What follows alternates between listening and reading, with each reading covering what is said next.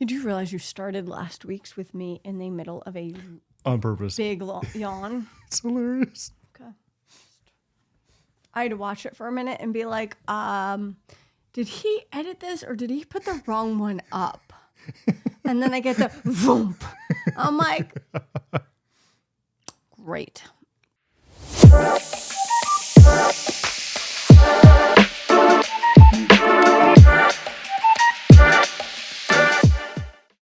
Hey, welcome to another episode of the Matt and Fiona Show. Thank you so much for joining us. We're super excited that you're here because we've got a great episode on tap for you today.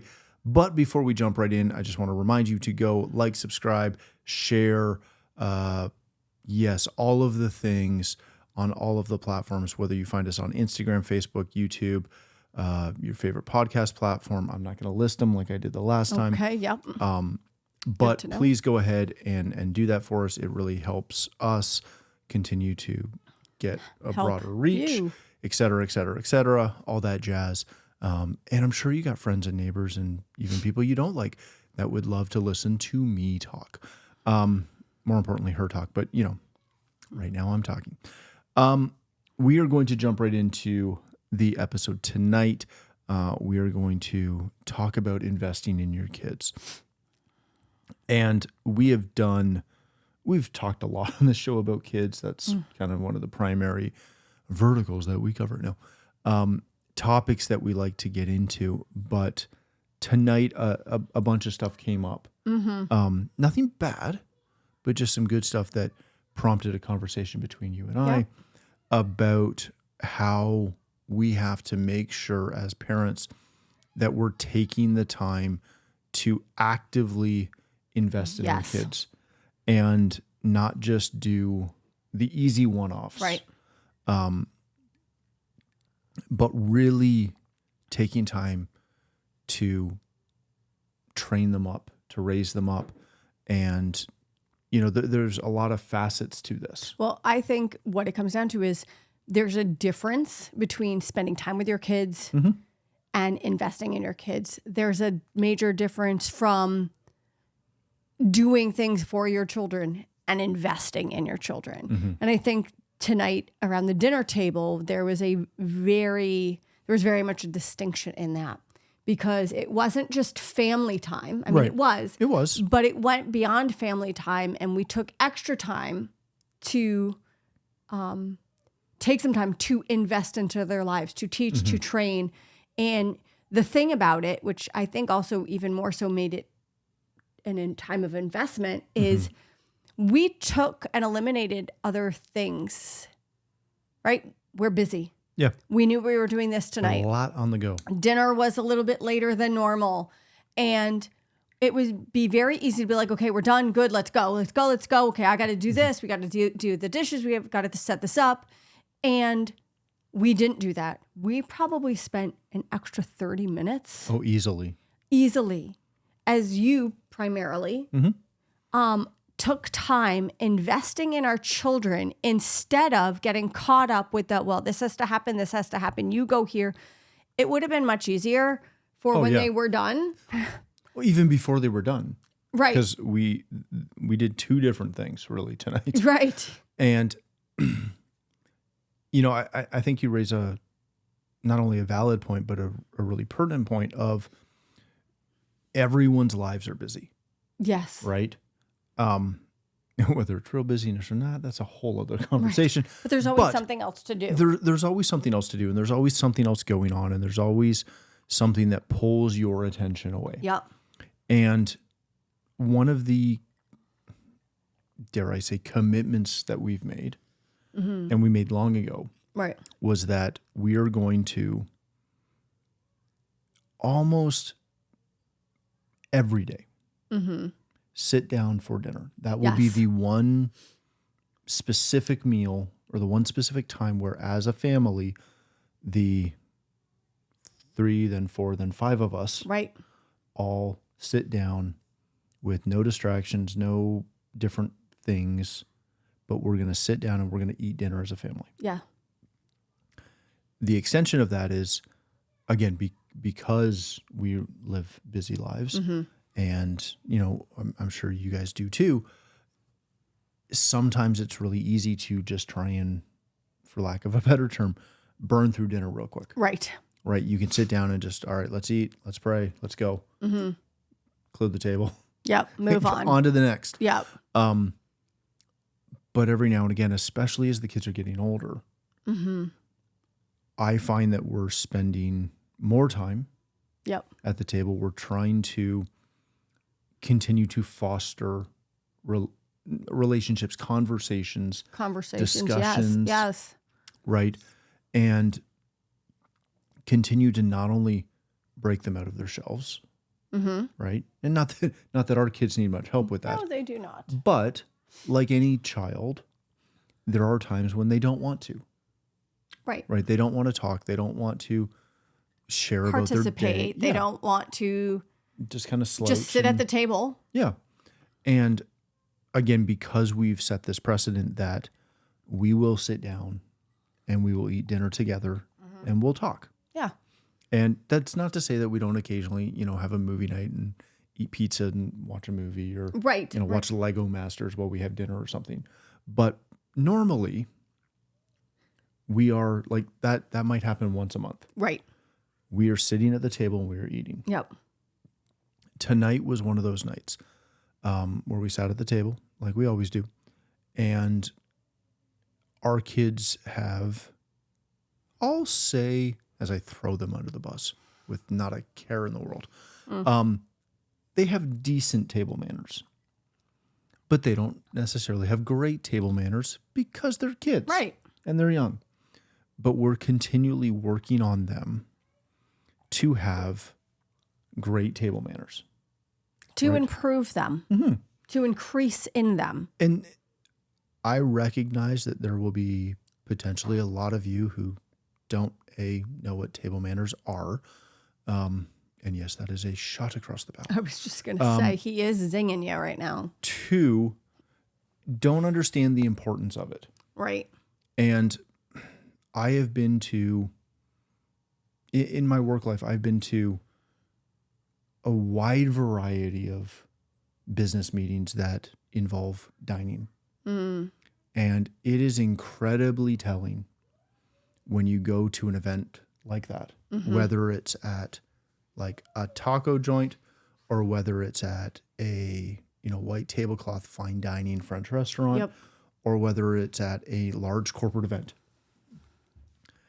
It is incredibly telling when you watch someone who not only doesn't know what fork to use, but could care less about the fact that there are multiple forks. And there's a professionalism that is lost very quickly when you realize that. Right. And again, you can debate me on this all you want. If you don't want that experience, don't go to those restaurants. But what we're trying to do is raise our kids in a manner in which they know how to eat properly. They know how to dress properly. They know how to address people properly. They know how to conversate. Yeah, we can take them out. We can take them wherever. Mm-hmm. Anywhere we're going to go, they can go. They can... I'm going to use the term fit in, but I don't mean it in that sense. They can belong. We want them to be able to go anywhere mm-hmm. and participate in anything because they know how to do that. Well, I mean, and it's not only that. We want in every area, we want our kids to be the best that they can be. Of course.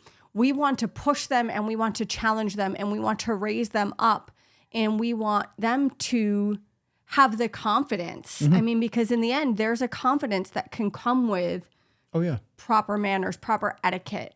And it is something that we can add to their lives. Mm-hmm. That, I mean, you spent 20, 30 plus minutes with them tonight, which is in the long run, it's going to be invaluable. Which we'll do. Again. Maybe not tomorrow night, but the next night. Right.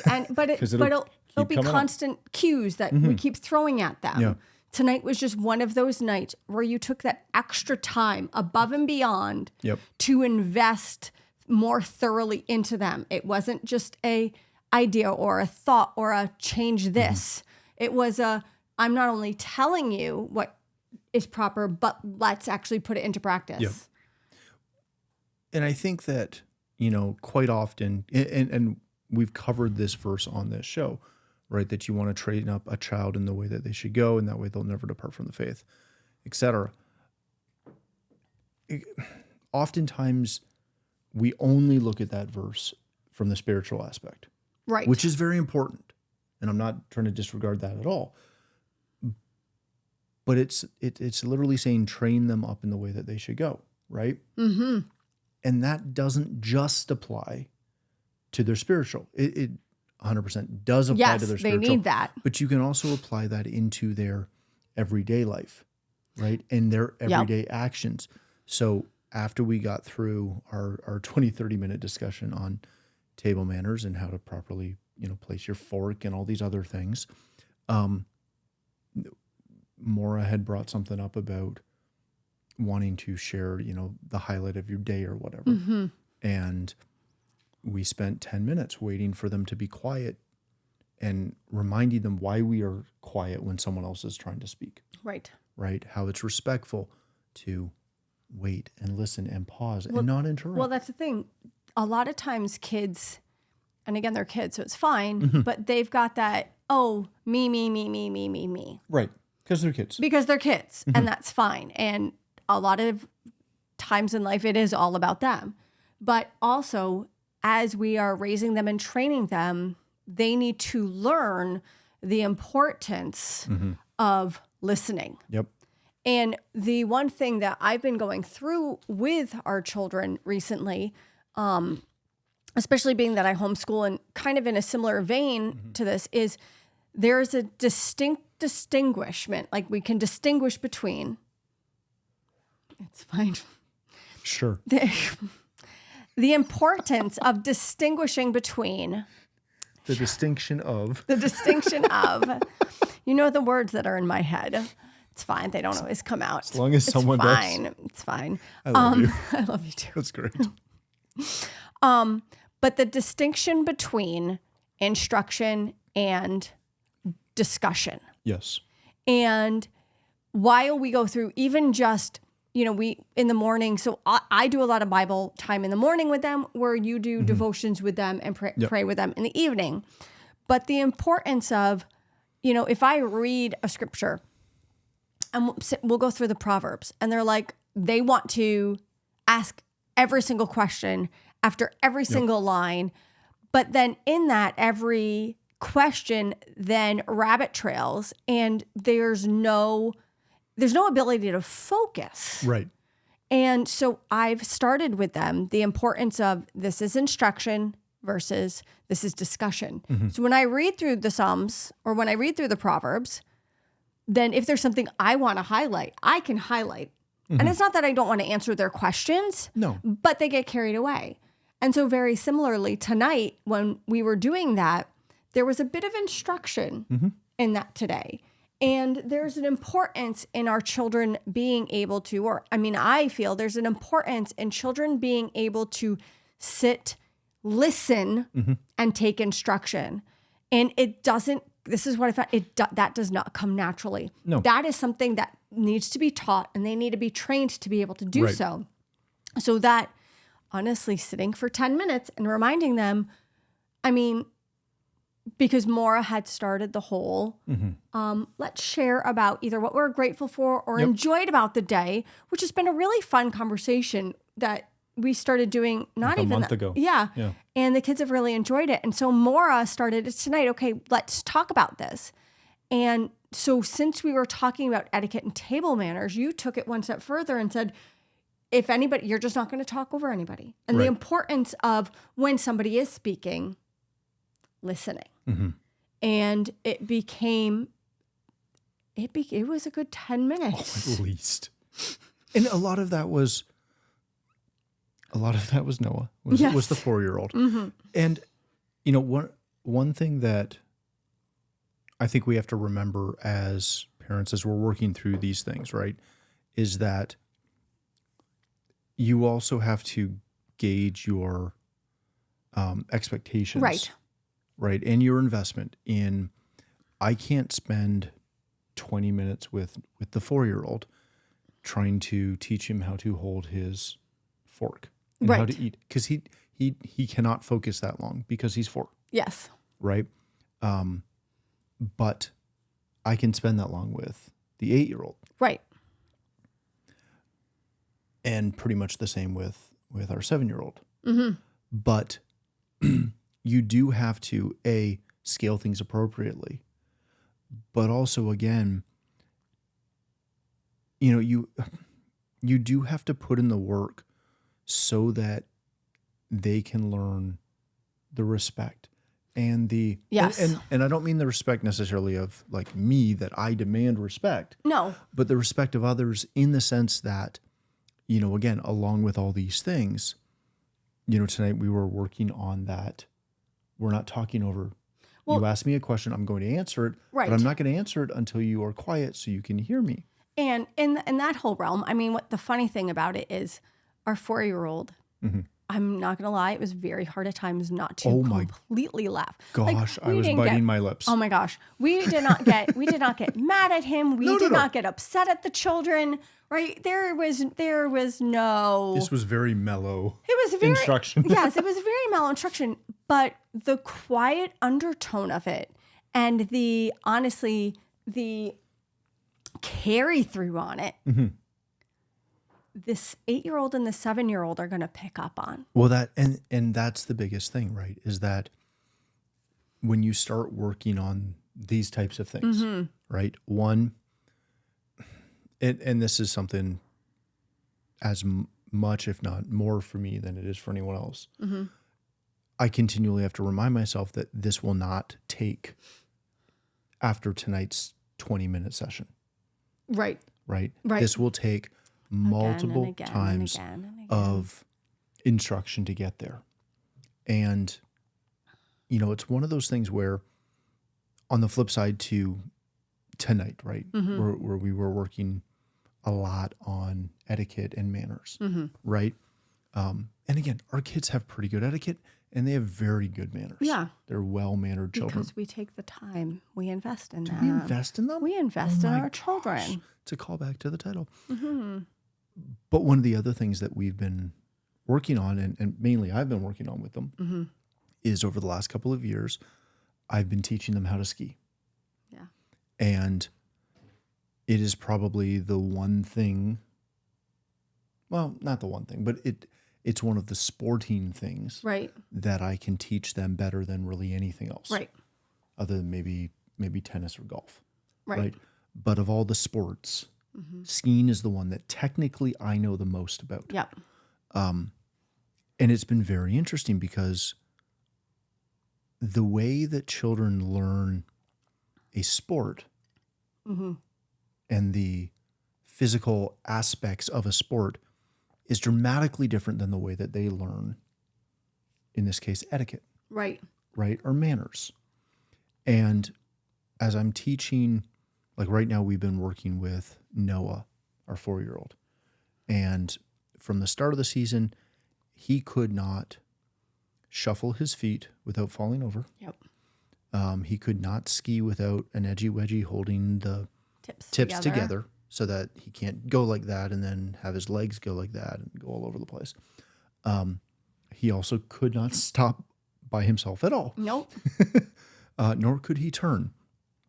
But in the course of, I took him out for 3 days in a row. Yes. Yeah. Well, in like 5 days. 3 days in a week. Yes. Right? I took him out a couple of times and just him mm-hmm. and focused with him on some stuff. Yeah. And with skiing or with most sports, obviously there's refinement once you pick up a skill. Mm-hmm.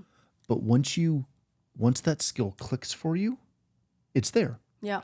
And you don't, it's like riding a bike. I was just going to say, it's like riding a bike. As soon as you figure out that balance, mm-hmm. you can fall 50 times.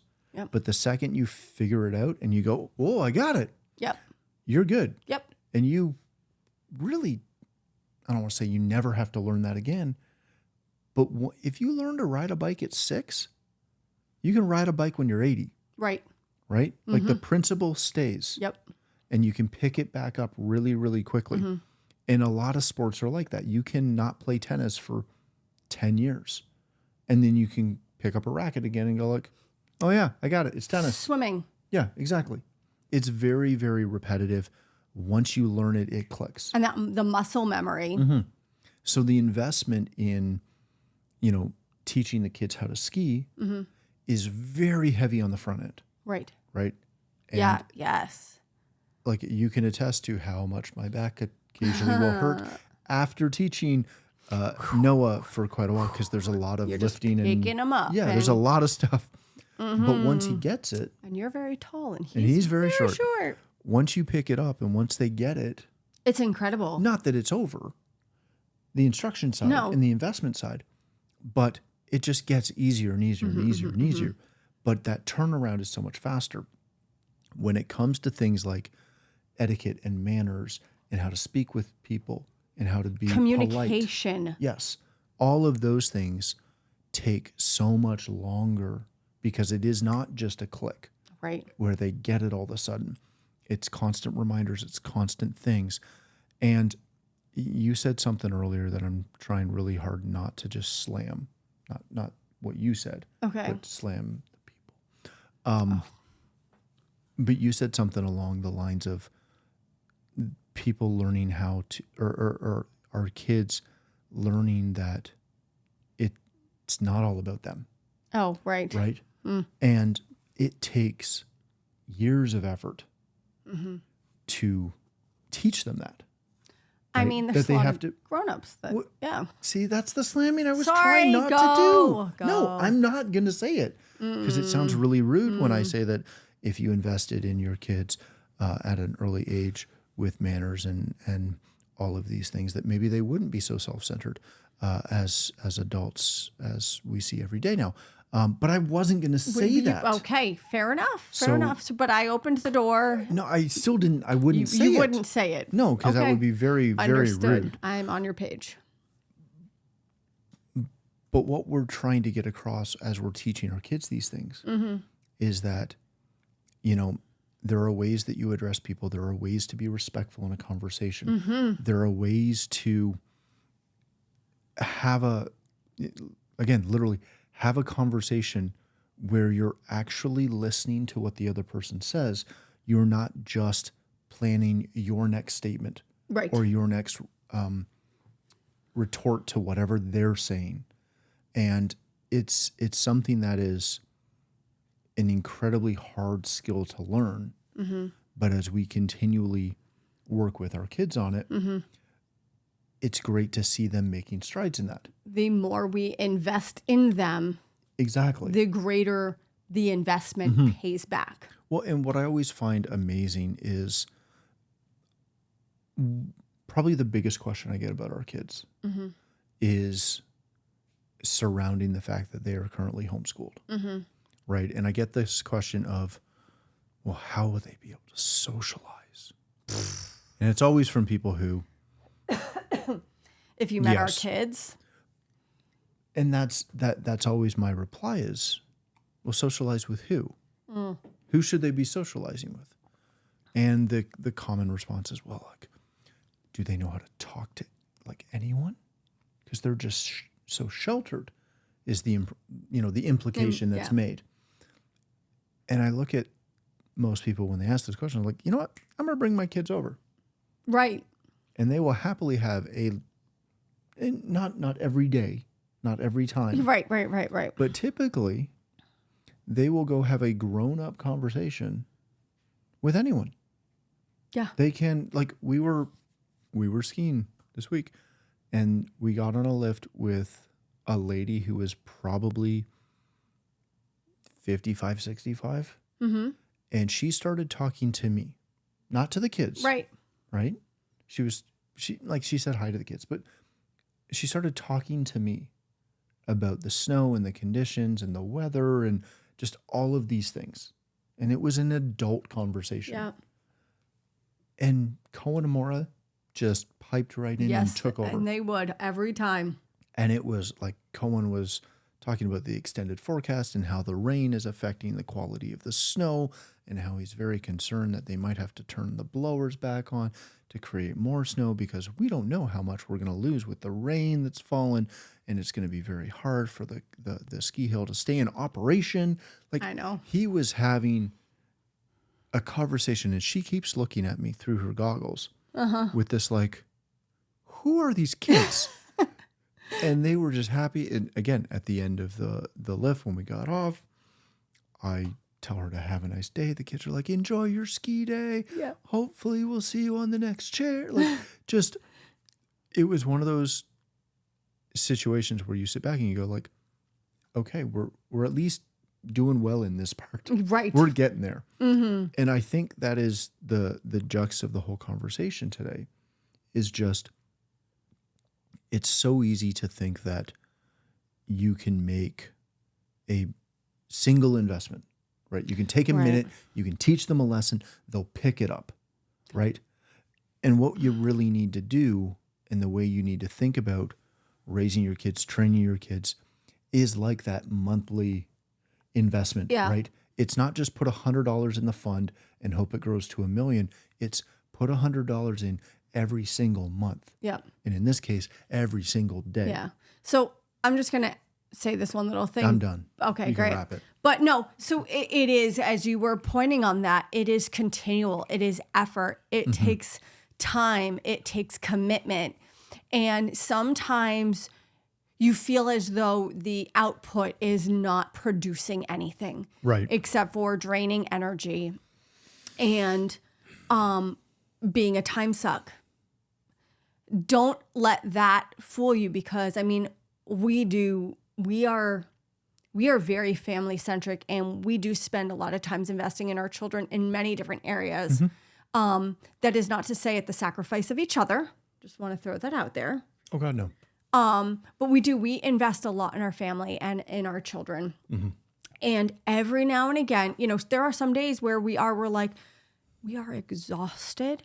And we feel like nothing went right. Yeah, sometimes you don't want to. Right? And sometimes you don't want to. And there are even times where I need to walk away, and I'm like, all right, thank you, Jesus. Give me strength. We'll do this tomorrow. Pick it back up. And sometimes you can't, but then there's other days, and we look at each other and we're like, we're doing something right.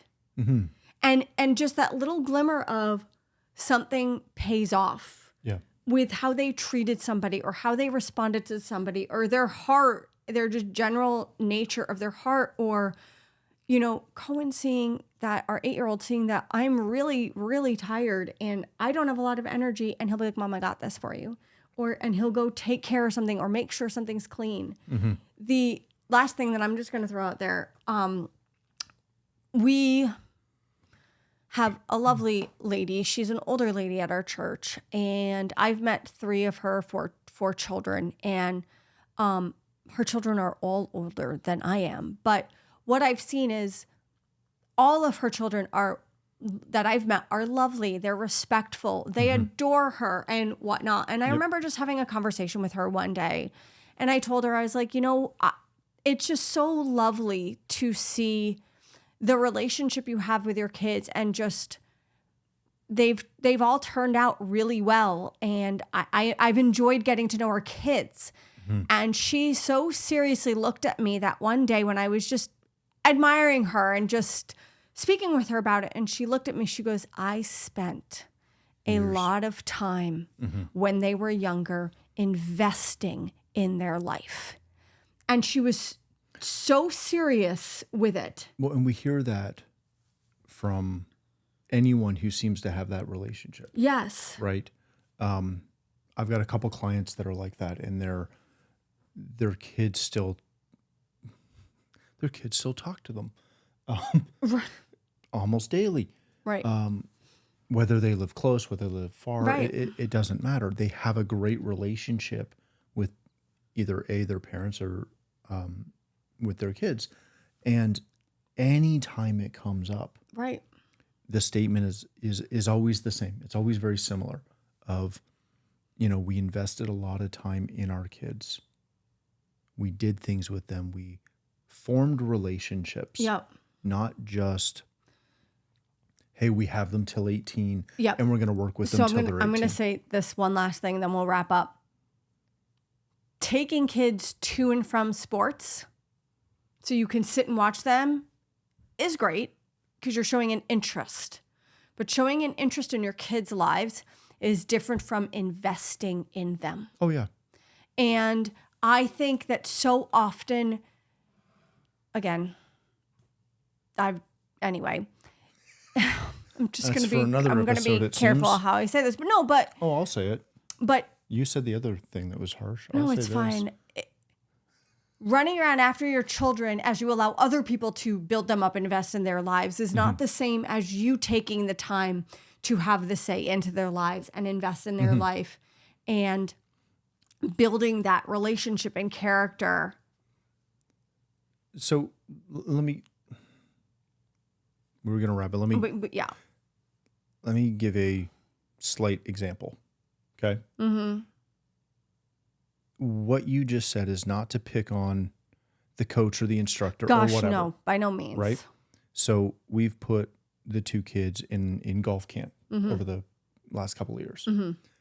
I don't teach the golf camp. Nope. I can teach them how to golf, but I don't teach the golf camp. They go, they do the golf camp. It's great. They have a blast. If you talk to Cohen tomorrow, if you were to stop him somewhere, and start to talk to him about golf, and you ask him about golf, what he's likely to tell you about golf is not how great golf camp is and how much fun he has with Mr. Chris, who's the instructor at golf camp. He is going to talk about when he gets the couple times that he gets to come play golf with his dad, his grandpa, and his Aunt Mimi at whatever golf course we're playing at. Mm-hmm. If, we talked about skiing, right? I obviously have taught all three of our kids how to ski. I taught you how to ski. In a couple of weeks, I'm going to teach Zach and Jen how to ski, and mainly Xander, that kid. I tell you. But I've taught the kids how to ski. Yep. We've also got a friend who's an instructor, and he's also helped teach the kids how to ski. Mm-hmm. The kids and their memory of skiing is skiing with me. Yep. Now, I have some friends whose kids are learning how to ski at the same hill. Mm-hmm. Their parents either have skied, don't ski, whatever. The bottom line is they take the kids, drop the kids off, and either leave or go up into the lodge and have a drink, have some food, have whatever. Do work. And do work while their kids are off doing their ski thing. Mm-hmm. And I'm not saying there's anything wrong with that. No. But what I'm saying is, if that's all you do, if you're just dropping them off to whatever event it is that they're doing, and again, I recognize, to use this example, not everyone knows how to ski, so they can't all do that. Or play hockey, or go skating, or go swimming. But we've got some friends who are currently learning, getting ready to learn how to ski. Mm-hmm. And they're doing it as a family. Yep. And everyone keeps asking them, from what they tell us, why are you guys going to the parents? And they're very similar to us, to where they're like, well, because if the kids are going to ski, we're going to ski with the kids. Because we like to do things as a family. Because we do things together. My takeaway from it is, when I talk to people on the lift while I'm with the kids, the thing that always comes up is how nice it is that I get to ski with my kids, for both me and the kids. And they either talk about how they wish their kids would ski with them. Yo, yes. Or spend time with them. Or they talk about, they reminisce over how much fun they had when they used to ski with their kids. Yep. Right? And it's, their kids are older, they've moved away, or what, it doesn't matter.